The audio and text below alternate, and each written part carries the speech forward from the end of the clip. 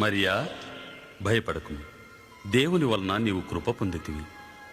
నీవు గర్భము ధరించి కుమారుని కని ఆయనకు యేసు అని పేరు పెట్టెదవు. ఇదెలా సాధ్యం? నేను కన్యను కదా. పరిశుద్ధాత్మ నీ మీదికి వచ్చును. సర్వోన్నతుని శక్తి నిన్ను క్రమ్ముకొనును.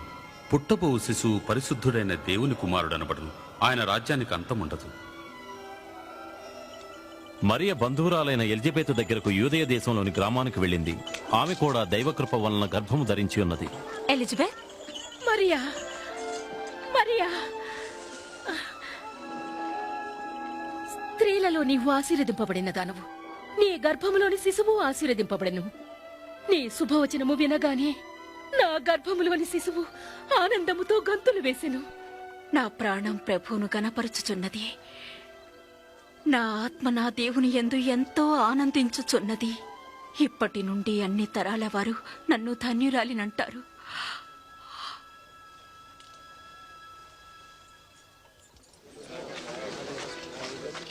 నజరేతు పుర నివాసులారా, అందరూ అత్యంత శ్రద్ధగా వినండి.